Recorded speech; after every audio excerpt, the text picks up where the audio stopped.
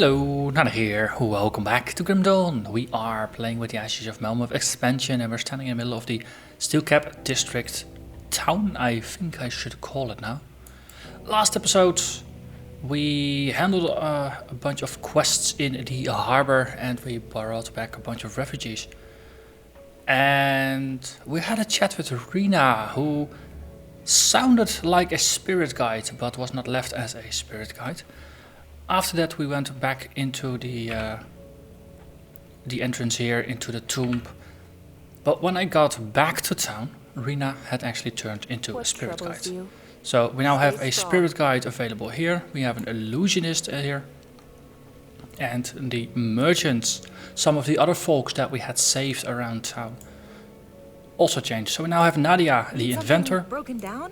Complete with the dismantling service, so you no longer have to go back to Devil's Crossing for that. And Hiram over here sells rare goods, and he actually sells blueprints and green items, and I think he even had some ether shards and a bunch of components, as well as area appropriate green items. So definitely a very nice upgrade for us. And the Forge Master, I think we already had a look at it last time. So that's all I wanted to talk about for this bit. Let's move over to the Crown Hill Rift and let's see what we can do about the Fleshworks. First step before we head to the Fleshworks is of course to destroy the vents that they use to cool the Fleshworks. And after that, only after that, can we move on and actually head into the Fleshworks themselves.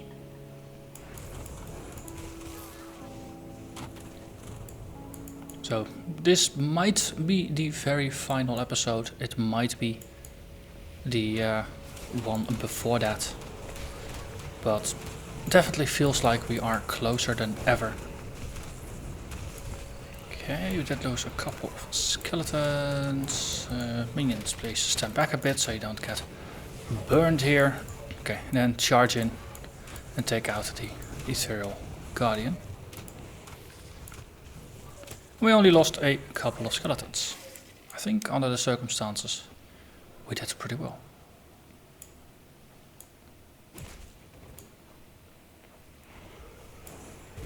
Very curious to see what the final boss is gonna be, because he's been put down as the flesh shaper, as a surgeon, so that makes you think of that it's just a man. But we have seen so far that people that started out as simply people ended up as pretty darn creepy monstrosities once they got possessed. And we did see one of the letters that the surgeon wrote, and the tone of it did suggest that it was actually the ethereal possessing the surgeon that was already in control. So it is very likely that we'll start out facing a man, but that during the course of the fight he will evolve into something much more horrific. Also, that is pretty big. Actually, that is a vent, that is not even a creature, that's a structure almost. Okay, I'm at the heart of the thing here. I don't think that is going to be a good place to be. Also, I seem to have lost all my minions. I'm a summoner without minions. That's not a good place to be. So let's step back. That skill's not ready. Yeah, all the AoE that they're doing definitely not something that this build is strong against. So we'll have to learn how to deal with it. Okay, perfectly creepy, just walking on top of the thing. Ether grow, but this is not dangerous, that is positive. But we did destroy the northern exhaust vent.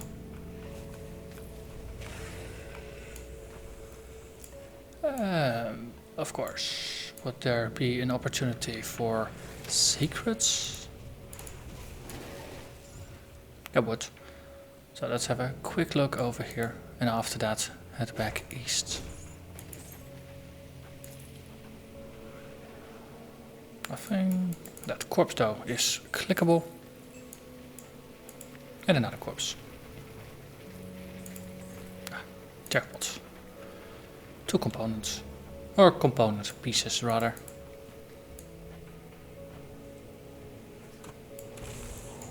Oh. Our skeletons are off the cooldown again, so now we can bring the number back up to 9. I wonder if we're gonna find an item that mutates the Wendigo totem to have increased range. That would be very convenient to help keep the minions alive. Since we've seen mutators for a lot of items, but I don't think I've seen it for that one yet. Ooh, and we're now respected with the Malmouth resistance. Not ready. Now that is useful. Because there might actually be another quest in it for us. I'll try to remember that we can have a look at it at the end of the episode. There's a staircase, usually that is with a good reason. Ooh, a letter. Let's read. Letter to Ronald Marion. I don't know what Marcel thinks he's doing, ousting the council and appointing his cronies to the emptied seats. I cannot imagine a less dignified, more depraved group of individuals has ever served as the leadership of a fine city. What right does he have to return after such long absence, pursuing his own goals in the capital, and begin imposing policy on the high families? It has been a birthright of my family to serve on the city council for 4 generations. I am not about to stand idly by and allow the Marcel family to manipulate the political structure of our city, and I do hope you feel the same. I will be filing an official complaint directly to the High Council and the Lord Regent's Office of Ireland, and I ask that you and your house support me in refutation of Theoden Marcel's illegitimate claim to power. I've also heard incredibly disturbing rumors about his education at a medical institution there in the capital. These rumors claim he was forced to leave after an egregious misuse of power. If this is true, it may add legitimacy to our claim. In the meantime, I'm taking steps to gather opposition against the blatant political ambitions of the Marcel house and plan to contact each of the high houses of Crown Hill individually, seeking their support. Yours is the first I've reached out to, as our families have proven to be staunch allies in the political sea of our fine city. I'm well prepared to take any and all action against Marcel and the families of those buffoons he's appointed to the council, and I hope you will stand by me when that day comes. With regards, Frederick Greystone. And it was addressed to Ronald Marion. So the Greystone and the Marion houses were opposed, or at least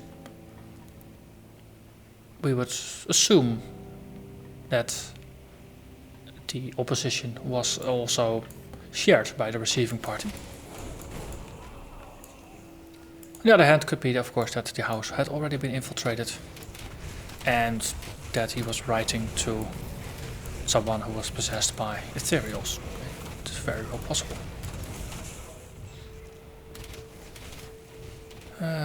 Okay, let's see what's over here. I saw there was stuff to the north, but there's also stuff to the south. So, again, choices. I can't do that yet. Oh, hello there. You are really eager to join me here, aren't you? Well, you ran eagerly towards your death. That is the truth of it. Okay, let's put down a Wendigo totem. And then of course we kill everything in range, so the Wendigo totem doesn't do much. But it's the idea that counts. Ooh, desecrated shrine. It's been quite a while since we saw one. So a little bit stuff over here. Just backtrack a little bit. We will get back to the shrine soon enough.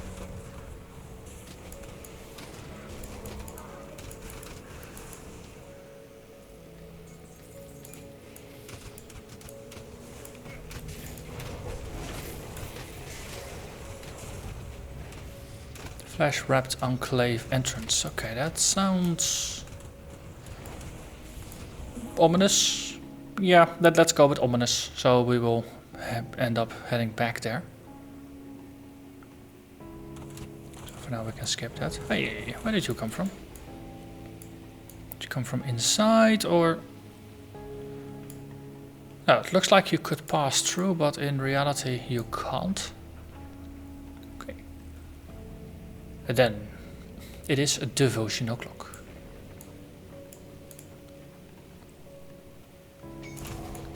Let's see what kind of horrors are gonna pour out. How many heroic enemies we have to face.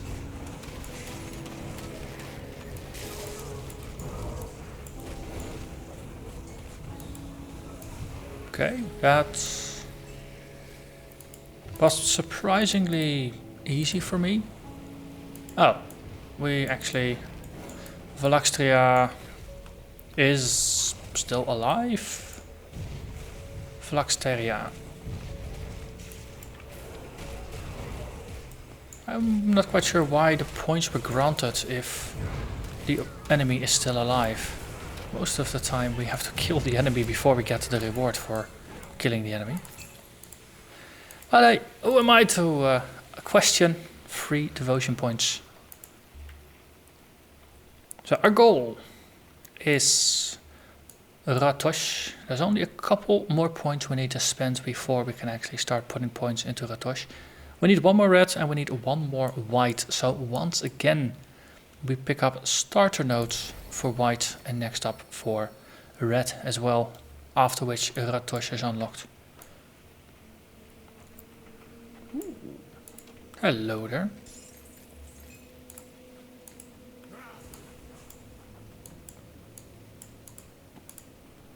I think this might theoretically be a secret, though it's a bit of an open secret area. It is off the beaten track, somewhat. Okay, let's take a loop around. I suspect we'll just be looping around. We do need to destroy 2 more exhausts, so I have no doubt that that is going to be something we will encounter.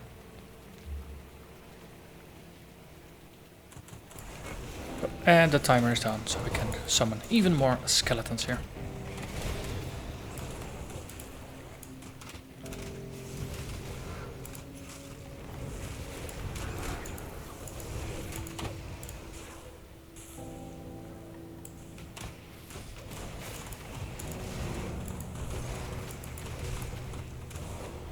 So something that people have asked on multiple occasions in the comments was whether going with a ritualist or a kabbalist for a summoner necromancer would be a better choice.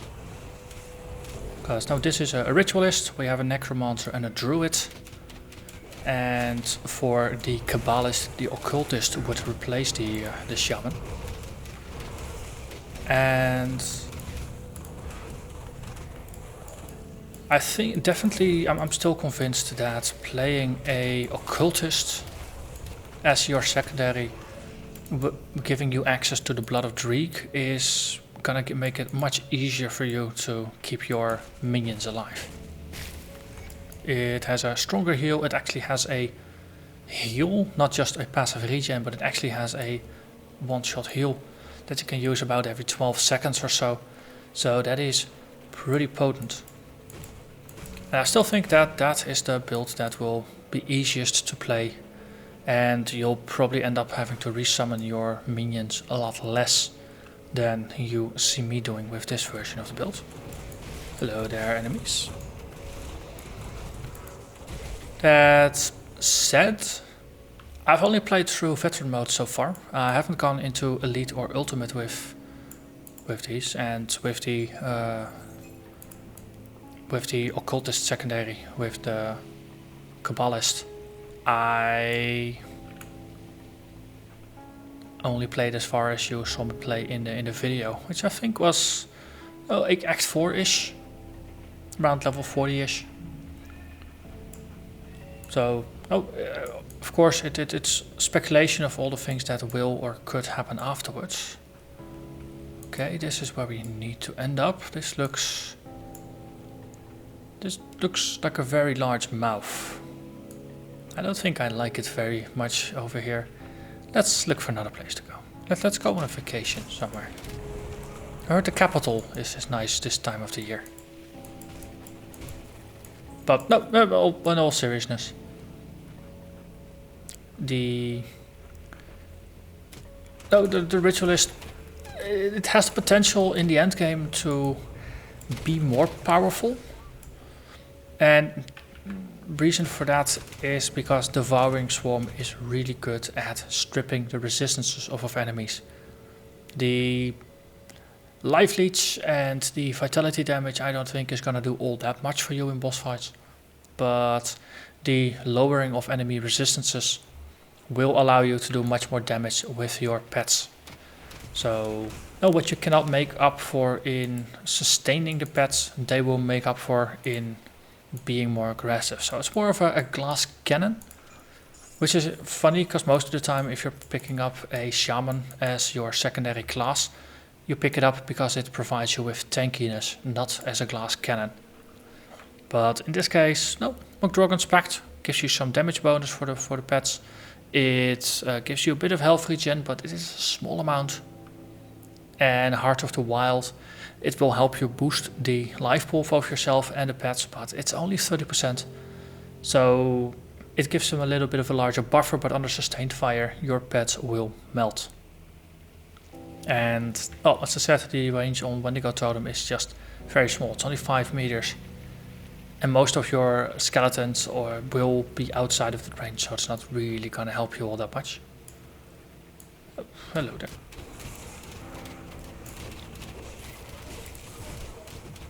So I think if I were to restart a Summoner Necromancer series, I would probably end up playing with a Kabbalist instead of a Ritualist, simply because it's easier, more convenient to play. But I think for the end game, I've seen some people on the forums comment that no, their Summoner got stuck in Ultimate because they didn't have enough damage and sustain and things like that. Could be that playing a very defensively oriented Occultist might compensate for that. And we find ourselves here again, but this time we're heading east.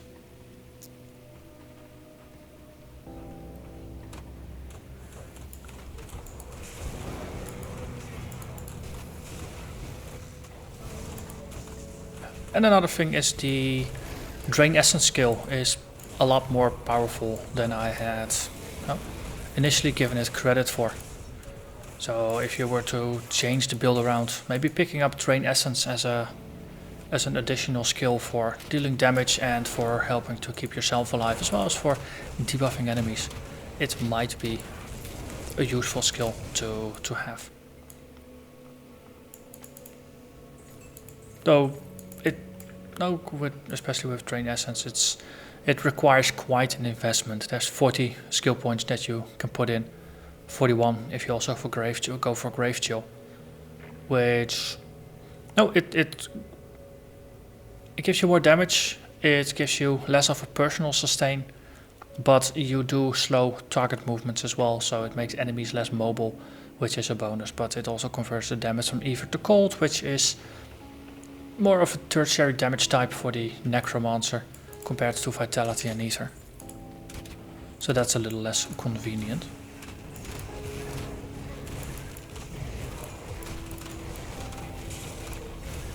Okay, hello everybody, please don't kill me. Thank you. Oh, they weren't that merciful for most of the minions.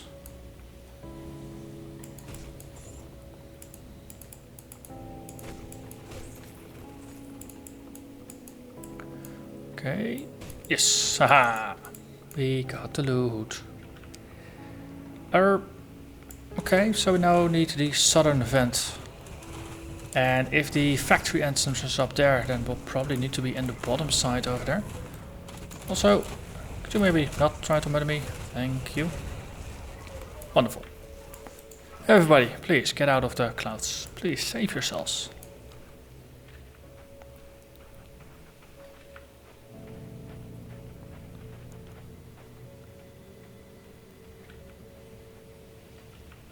Yeah, because I don't think we actually could go through here. Wonderful. So we don't need to go too much through a maze. Easy shard, that's always convenient.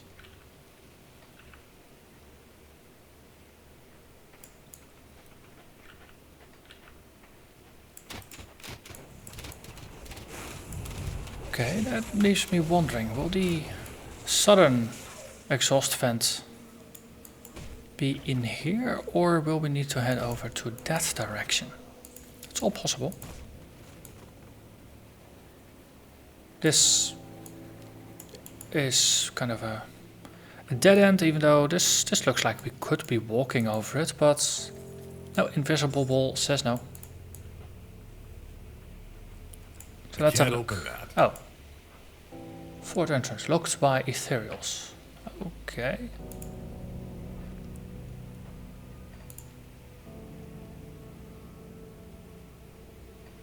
Is there... Okay, maybe we need to find... Maybe we do need to go there first before we can enter into both this entrance as well as the other entrance over there. Let's find out. There are at least plenty of enemies over there, that is good. Good to see.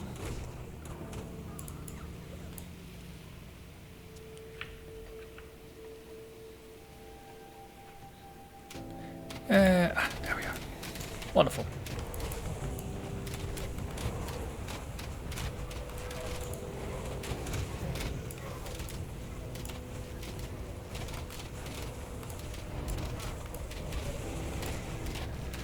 Just still trying to keep the Wendigo totem close to me. Ooh, ether cluster. Big difference between myself and my pets is of course that I have a decent amount of health regeneration, whereas the pets really don't.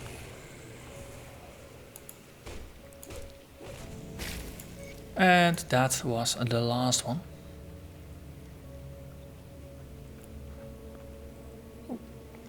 Is this somewhere we can enter? No, there's not enough indoors stuff. Oh, there was, however, something we could click. Ah, corpses, I suspect. Flesh rubbed Enclave.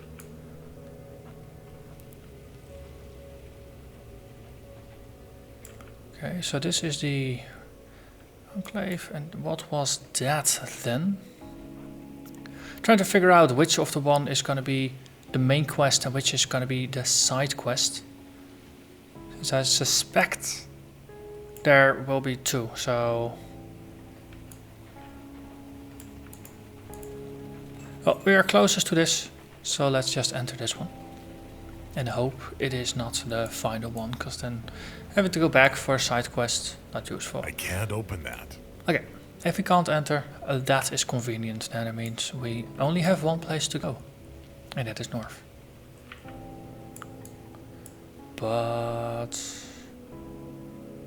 You know what? Let's actually just call this the end of the episode, and then I'll just walk in between episodes to the entrance, and then next episode we're gonna go for the Sanctum of Flesh in the Living Factory. But that's gonna be for next time. So for now... Oh, yes. I was almost about to say goodbye for the episode, but I did say, if I am lucky enough to remember, that we should have a chat with the stern, sarcastic lady in town to see if Corinne over here has another quest. We've been preparing to make a push against the Ethereals, and it would be a great help if you joined in the attack. So what are you planning? I'm talking about the Black Iron Docks, over on the western side of the Steelcap district. The harbor is in ruins, boats shattered and burned. But if we are ever to push beyond the Aetherfire and not rely on magic or portals through hell, we will require transport. The Black Iron Docks were controlled by the Imperial Army. Only a small regiment was on site when the attacks began. A handful of them now serve in our resistance, but most perished. Well, we've been preparing to... I'm talking about the Black Iron Docks, over on the western side of the Steelcap district. So if we take back the docks, we can begin construction of new ships and wrestle back control. Yeah, so I'll lead you back. Sorry for that, I misclicked. And you can't skip the dialogue to the next page. So let's see what we can do here. I think from the Crown Hill we could just walk back, couldn't we? Exactly, that just takes us back to the harbor.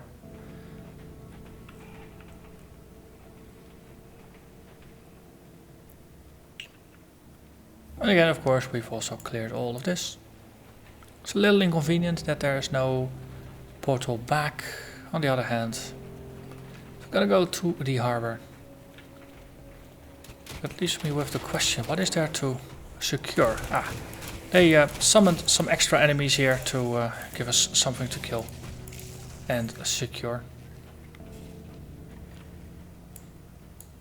Probably need to be downstairs there.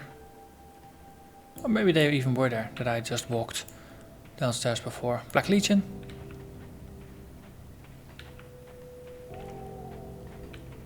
Okay, these are houses. I doubt we need to be there. Probably have to be here on the actual dock side. There's probably gonna be some juicy enemy to murder.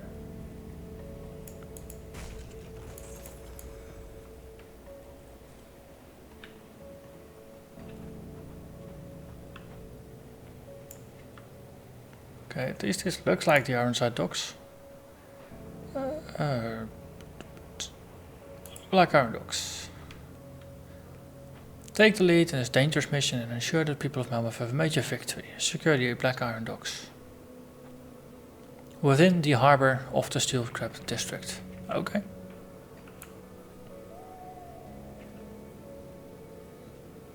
Because I think this is about the dockiest the docks get, isn't it? Oh, there's a boat here. But that leaves the... Or... Ooh, wait. Wait. There's actually a bit over there that I did skip through. So maybe the quest is not being overly vague, it's just that I'm in the wrong place at the right time.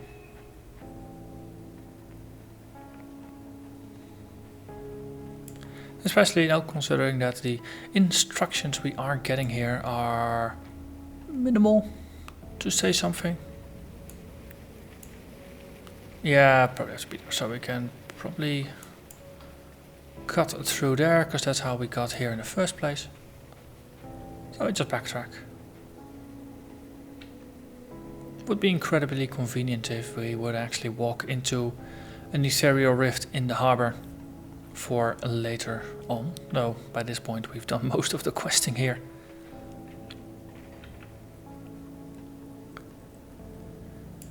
Oh no, it's one of those clouds. A doom cloud.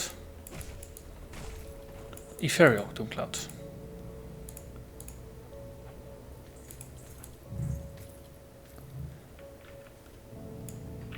Oop. Ah, enemies. Wonderful. Enemies we can deal with.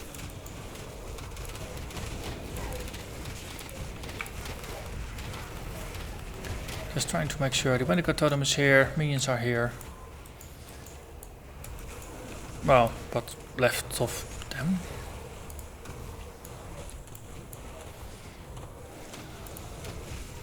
And we've got the bat fangs attached to the skeletons in the hope that them shooting is gonna help them leech some life in order to sustain themselves.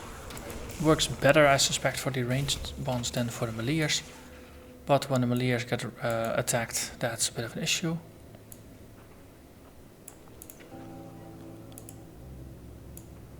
Okay.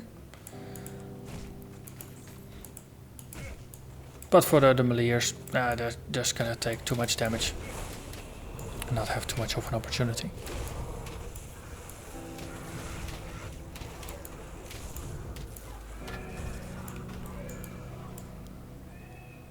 Okay.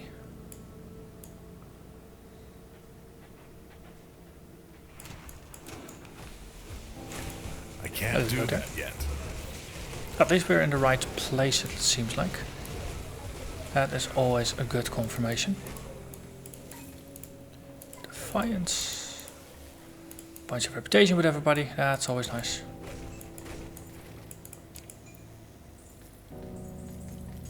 And a bunch of loot. Hello. Hey, you, up there. You look pretty hostile to me. Let's take you out.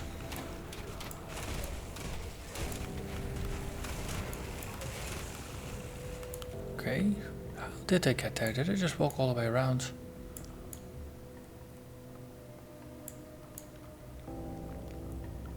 Yeah, because the marker is just there.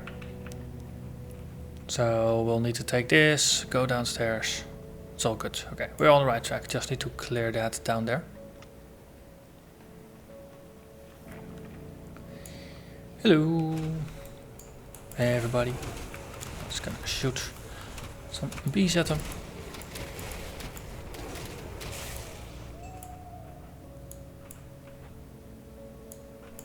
Okay, totally not looking ominous here.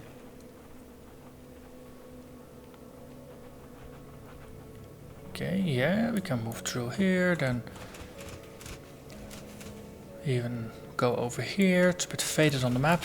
There's nothing really to do in here, but we can move there.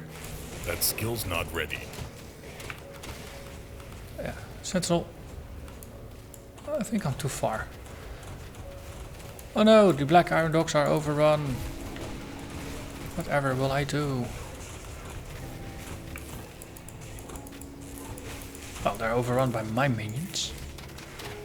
Once I summon That them back. skill's not ready.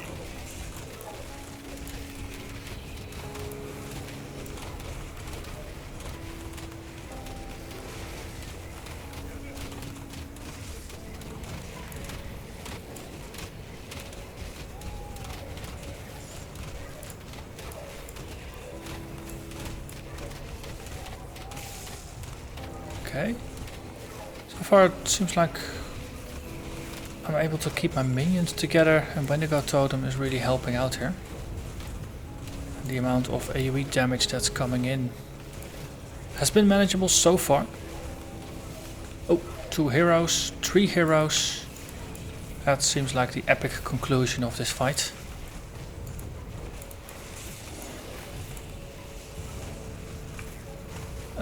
Ooh, more. Another 2 heroes at least.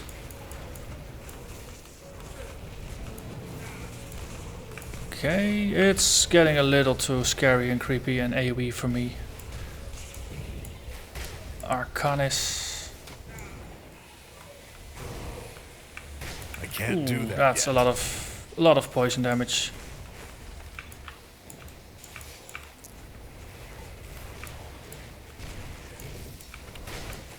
No, there's never any shame in making a tactical withdrawal.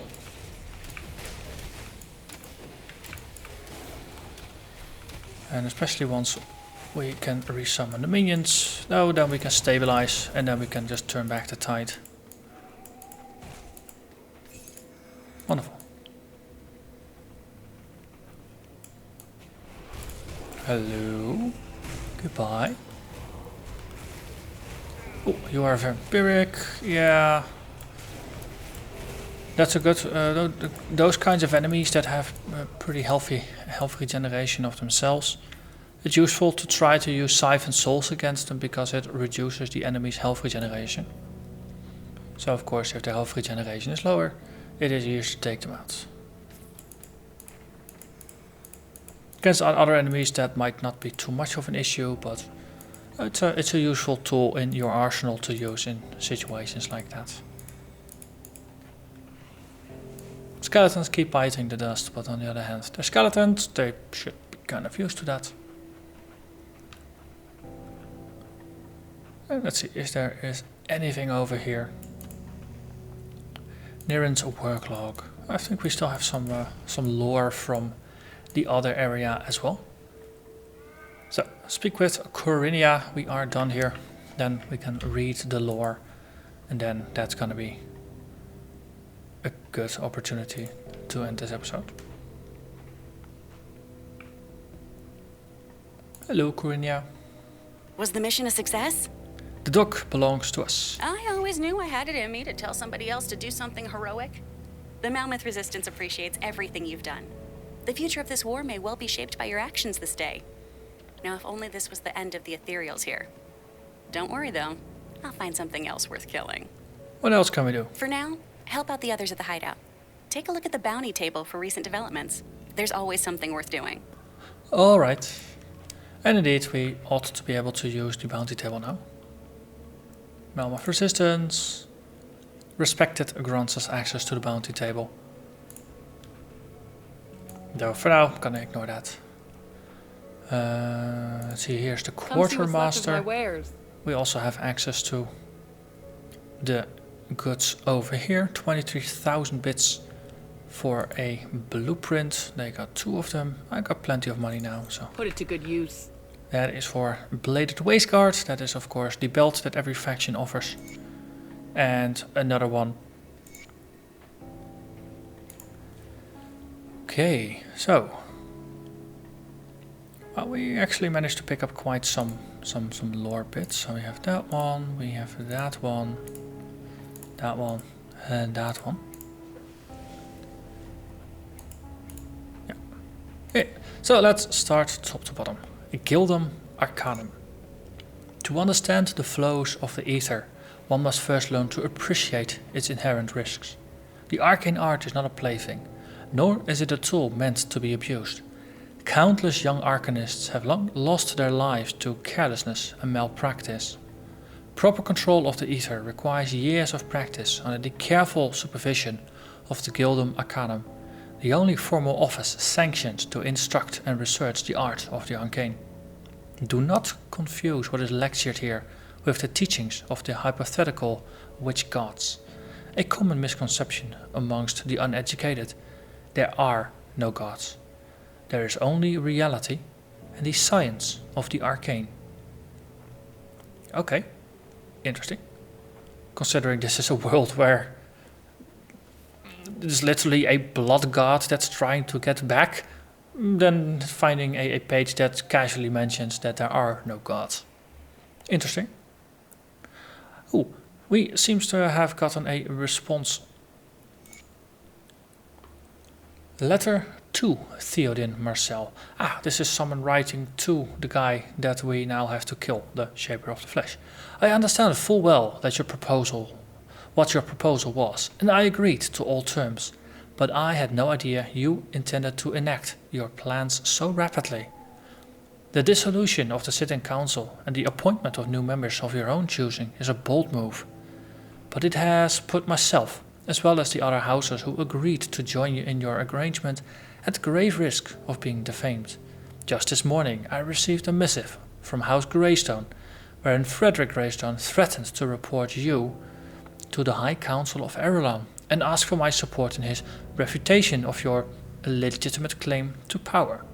For now I have no choice but to go along with his little coup, so as to defend the reputation of House Marion. Greystone also had a number of interesting accusations about your time in the capital. I would very much like to discuss them in person. Additionally, our operations in the Candle District have encountered steep opposition. The meager roaches which infest the streets feel that they can make demands of Crown Hill and are threatening rebellion if they are not met.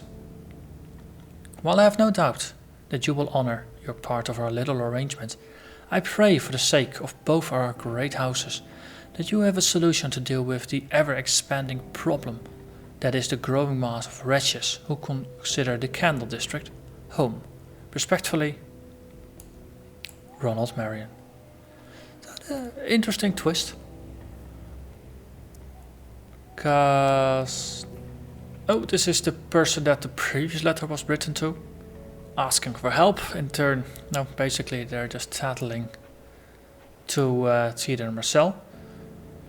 But the last bit here about the people making threats of rebellion, that seems to tie in with a letter we found a couple of episodes ago about someone being a representative of the people. No, not threatening rebellion, but warning that the sentiment was going into the direction of rebellion, and that it would be best to try and prevent that. Let's see, next one. Ooh, speaking of, this is seems to be an answer to that. From the Office of Councilman. Dear Mr. Rackford, my lovely new secretary Margaret has brought to my attention the plight of the masses there in our beloved Candle District. Such a treasure as those historic streets must not go unattended, and I truly do feel for those who are forced to live in such squalid conditions. Now, I've done everything in my power, and the power of my prestigious office, to make certain the situation is rectified. The first thing that is going to happen is an envoy of wagons will be dispatched to the Candle district to collect the women and children. These most vulnerable citizens will be moved to brand new housing here on Crown Hill, where they will be cared for. Following that, all able-bodied men will be given the opportunity to work on the construction of a new production facility. With your help, the people of the Candle district will become the foundation of a glorious new Malmouth. I don't expect there will be any issue from your fellow citizens in this matter, no will there? I am after all only looking out for the good of the people. Regards, Councilman in Residence, Dreven S. Cole. Okay. So, again, it's just a response, a clever political ploy almost, that in a direct response to complaints from the person representing the people, that's, on the one hand, they're using wagons to take the women and the children away, which in turn makes the men more likely to go along, because of course if the men will then rebel, then the women and children are being held hostage. It's all under the good, under the guise of just looking out for them, giving them housing, and then giving them jobs, building something.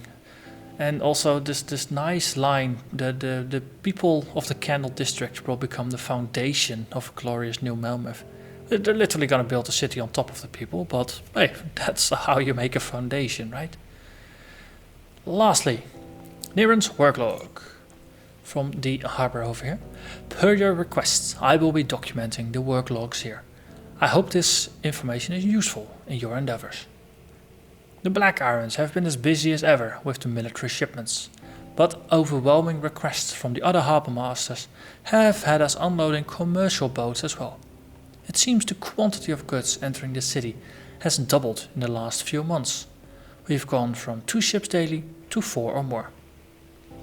Interestingly enough, a large number of the new shipments are coming from Port Fulbury. They've been arriving in the early hours of the morning twice or more weekly.